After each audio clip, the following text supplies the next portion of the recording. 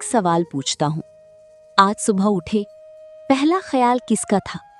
अपना या उस इंसान का जो तुम्हें जवाब देने में घंटों लगा देता है? अगर जवाब वो इंसान है, तो ये वीडियो तुम्हारे लिए है।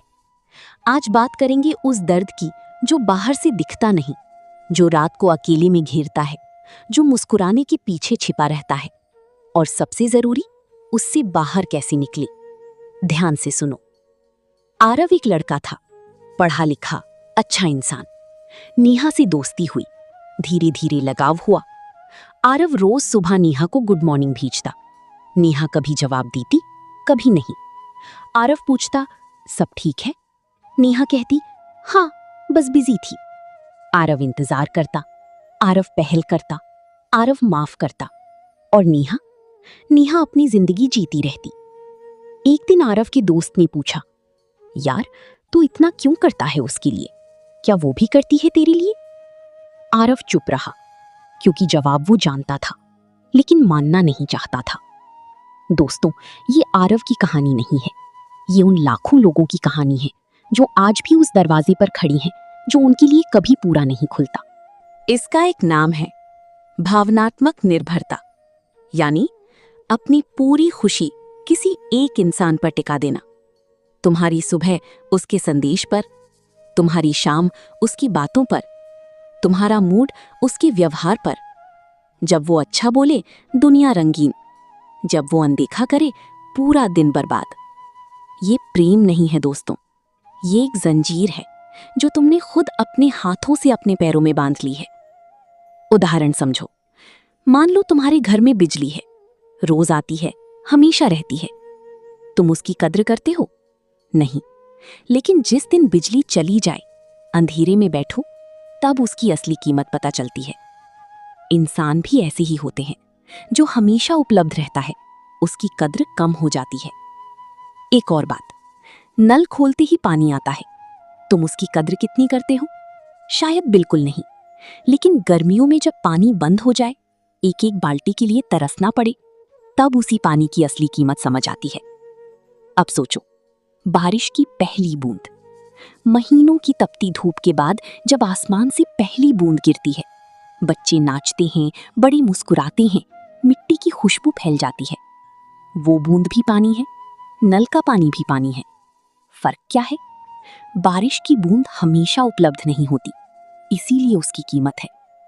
तुम भी वो बारिश की बूंद बनो, नल का पानी मत बनो। जरा रुको और खुद से पूछो, क्या मैं उससे इसलिए जुड़ा हूं क्योंकि वो मुझे खुश रखता है, या इसलिए क्योंकि मुझे डर है कि उसके बिना मैं अधूरा हूं? ये सवाल कड़वा है, लेकिन जरूरी है, क्योंकि जब तक इसका ईमानदार जवाब नहीं ढूंढोगे, तब तक उसी चक्र में फंसे रहोगे। वही दर्द, वही निराशा, वही खालीपन, बार बार। अब बात करते हैं उस चीज की जिसे सुनकर ज्यादातर लोग डर जाते हैं, दूरी। लोग सोचते हैं दूरी का मतलब है रिश्ता खत्म करना, नफरत करना, सजा देना। ये बिल्कुल गलत है। दूरी ना सजा है, ना खेल, ना बदला। दूरी दरअसल खुद से प्रेम करने का सबसे कठिन और सबसे जरूरी तरीका है। जब तुम दूरी बनाते हो, तुम ये नहीं कह रहे मुझे तुम नहीं चाहिए। तुम दरअसल खुद से ये कह रहे हो, मुझे मैं भी चाहिए। एक कहानी सुनो। एक लड़का था, माँ के साथ रहता था। माँ रोज सुबह नाश्ता बनाती, दोपहर का खाना, शाम की चाय, रात का खाना। लड़का खाता, कभी तारीफ करता, कभी नहीं, कभी कभी शिकायत भी करता। नमक कम है, दाल पतली है, रोटी ज्यादा सिक गई। माँ मुस्कुराती रहती। फिर एक दिन लड़की को दूसरे शहर में नौकरी मिली। वो चला गया। नया शहर, नए लोग, नई जिंदगी। शुरुआत में सब रोमांचक था, लेकिन एक सुबह जब वो उठा और रसोई में गया, वहां कोई नहीं था। ना नाश्ता, ना चाय की खुशबू, ना माँ की आवाज, उठ जा बेटा, देर हो रही है। उस सुबह पहली बार उसे एहसास हुआ, माँ के हाथ के खाने में सिर्फ मसाले नहीं थे, उसमें प्रेम था, फिक्र थी, दुआएं थी। लेकिन जब तक रोज मिलता रहा, कद्र नहीं की। जब दूर हुआ, तब कीमत समझ आई। वो अकेली में रोया, माँ को फोन किया, पहली बार कहा, माँ, तेरे हाथ का खाना बहुत याद आता है। माँ हंस पड़ी। अभी तो गए हो, ज्यादा नाटक मत करो। लेकिन माँ भी समझ गई। अब उसे सच में समझ आ गया है। यही दूरी का सच है। उपस्थिति अक्सर वो एहसास नहीं दे पाती जो अनुपस्थिति देती है। जब तुम सामने होते हो, लोग देखते हैं। जब तुम नहीं होते, लोग महसूस करते हैं। ये कहानी माँ बेटी की है, जहां प्रेम सच्चा, गहरा और बिना शर्त होता है। हर रिश्ता ऐसा नहीं होता। कुछ रिश्तों में तुम्हारी जाने की बात सामने वाले को कोई फर्क नहीं पड़ता। वो अपनी जिंदगी वैसी ही जीता रहता है जैसी तुम कभी थी ही नहीं। अब बात करते हैं आज से क्या करना है। पहला काम, पहल बंद करो। जिसे रोज संदेश भेजते हो, आज मत भेजो। जिसे रोज फोन करते हो, आज मत करो।